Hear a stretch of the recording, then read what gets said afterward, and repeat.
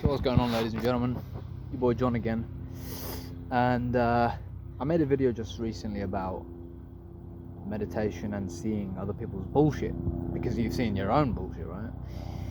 So relating to that topic, I think a lot of us spiritual, meditative people on their journey, I guess, have a common stickler with, people who aren't that, people who aren't spiritual, people who aren't religious, or people who aren't aware of those dimensions of life, who aren't aware of their own actions or behaviors or thought processes. I mean, just Jesus Christ, dude, most people aren't.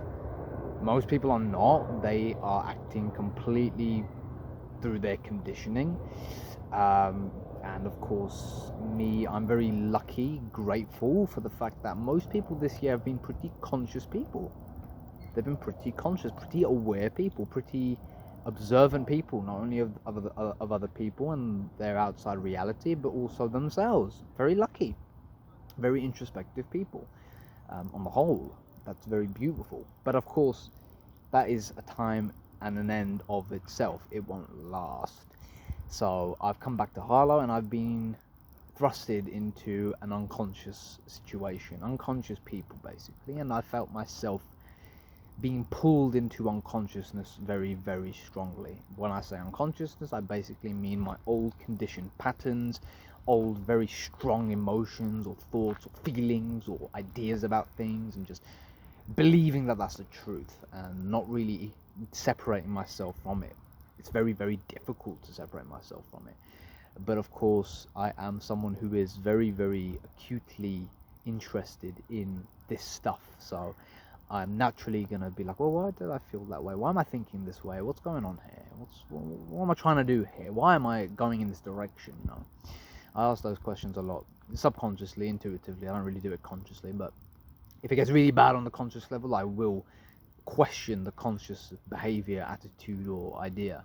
And if I don't, I should become aware of it, or at least if I failed, okay, it is what it is, but I will get back on it. I will get back to watching whatever it was that I was watching, right?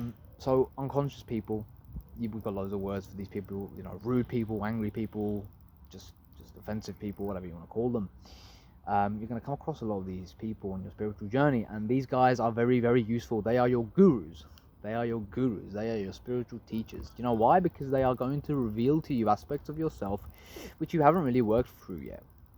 Aspects of yourself which you're still basically fighting the world. You're still expecting the world to conform to your vision, your ideal, your thought, your feeling, whatever it is. You're expecting the world to conform to the way you want it to be, and it's very dangerous, actually. The world ain't going to conform to your expectations.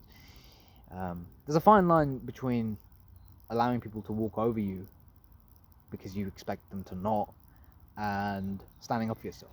The thing is, if you stand up for yourself out of an expectation, like you were supposed to do this, you're going to be drawing yourself into unconscious behaviors, and guilt is usually something which is going to happen out of your actions. It's just inevitable. Being aware of your own reactions first and then taking action is a much more clearer way to act. Being aware of your reactions, your will, desire to conform, or the will for others to conform to your inner world. Be aware of that, be conscious of it.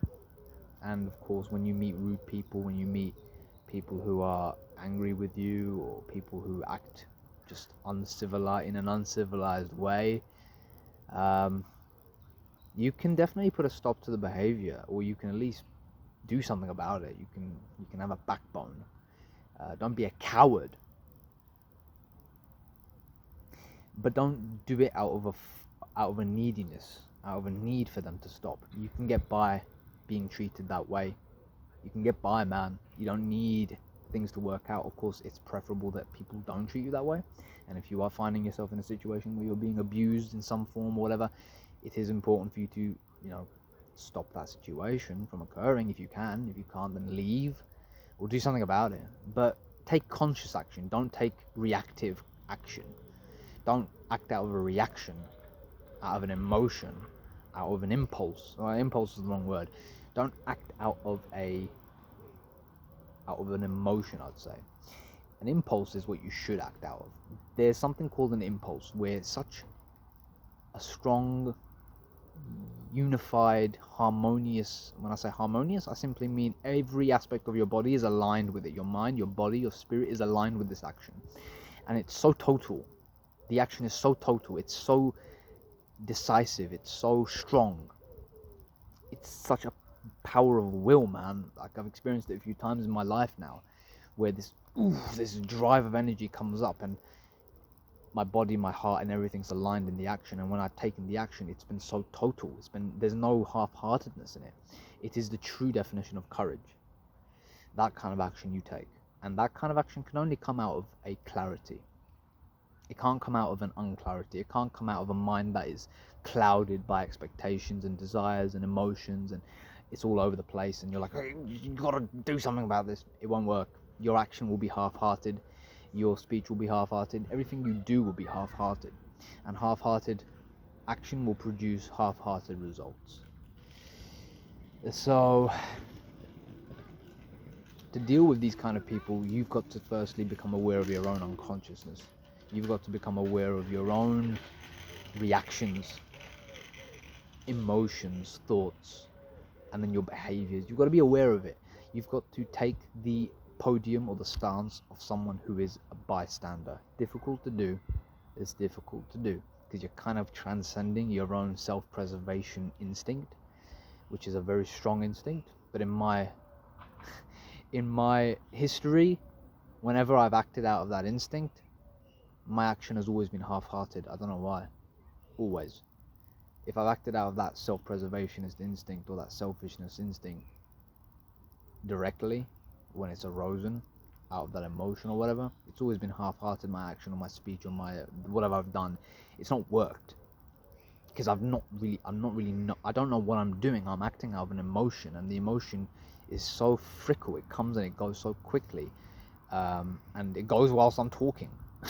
You know, I can feel angry, and then whilst I'm talking, the anger is literally going away, and I'm like, the anger doesn't know how to speak anymore, because I'm going right back into a kind of unobservant, unaware state again.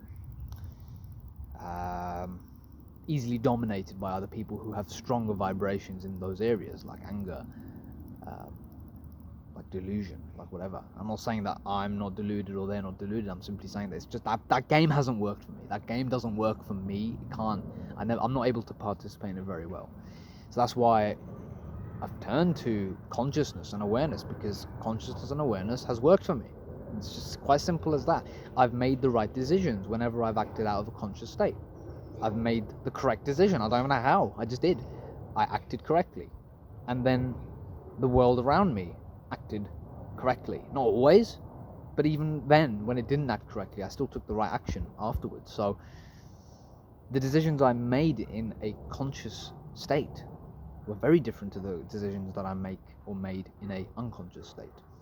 So dealing with unconscious people, if you're going to go down to the level of unconsciousness again with these people, you're just going to be setting yourself back in your development, and your action will be not total. It will not be present. It will be based in the past, and the past doesn't exist anymore. So you're going to be dragging along the corpse of the past into the present, and you can't win with a corpse. It won't work. You won't win. No one will win, to be honest, but the only thing that's going to be trying to win in that state is your ego. And the ego can feel bruised and feel inflated so easily. Just observe it. Just watch it. Look how easily your ego can be puffed up. And look how easily it can be not puffed up, it can be blown down, deflated so quickly. So quickly. It's unbelievable. Bruised egos are the cause of most conflict. So watch your own bruised ego before you try and tackle somebody else's, because yours will want to dominate theirs. So rude people, unconscious people, offensive people, whatever it may be, in the workplace, in the home, family, whatever, be aware, be conscious. These people are here to teach you. Actually, think of it like this: God is acting through these people to teach you what you're doing wrong still, and how to be more aware, how to be more conscious, how to be more alert, vigilant of your own reactions. Always, don't ever give up, don't ever get lazy. Be aware. Your meditation is kind of like a place where you can sit down silently and not deal with the world, and then be aware in that state for around 20 minutes to an hour, right? But then you go into the real world. This is your real meditation. This is your real mindfulness. This is your real training. Meditation on the cushion is not your training. Meditation in your cushion is a luxury. Meditation in real life is the training. That's where the real life work is done. And at the end of the day, you're training on the meditation cushion to bring it with you in real life anyway. You don't just sit down for an hour and call it a day. You sit down an hour to get you started for the rest of the day, and then when you go to bed, you sit down again for another hour to kind of conclude what the day has been. How mindful have you been? How aware have you been? I've had days where I've just been completely unconscious, couldn't be aware, couldn't even be bothered to be aware. And then when I've sat down to meditate, I was just lying down or sitting down and wasn't really aware of anything. I was just sitting down trying to just stop my clamoured mind because I was so fucking unconscious. I was using meditation as a means to an end. Meditation is not means to an end. Meditation is the end. Meditation is the end. Meditation, to be aware, to be alert, to be conscious, to be alert, is the end. There is nothing else to get. And from there on, any action you take, any activity you participate in, is simply an end in and of itself. And the goal isn't to be enlightened. Give that a rest. The goal is not to be enlightened. The goal is not to be all this bullshit, nonsense. The goal is simply to overcome your own misery, which is always self-generated. And the goal is also to be truthful, to see truth, to understand truth, to act truthfully, and to share truth. Yeah. So that's it, gentlemen and ladies. Hope you enjoyed this video. And yeah, I'm gonna be done for the day. Some mosquitoes on me. And yeah, I hope this video was enjoyable, useful. Hope you learned something. Hope you gained some insights. Hope this helped you in your own problems, perhaps, if you're dealing with any. If not, oh well, lucky you. Don't worry, it will come. Your time will come. And yeah, just be grateful for every action that happens, everything that happens in your life, because it's teaching you a lesson. It's your life is a guru. Stop looking for a spiritual master or guru. He's just gonna sell you some marketing bullshit and tell you some feel-good crap. Most of them will, some won't. But life is a no bullshit, no nonsense guru. It'll tell you how things are, and you've got to put in the work, put in the effort at least. Anyway, there's some amount of effort that is required in this. Meditation is effortless effort. So yeah, hope you enjoyed this video, and I will see you guys in the next one. Peace, brother and sister.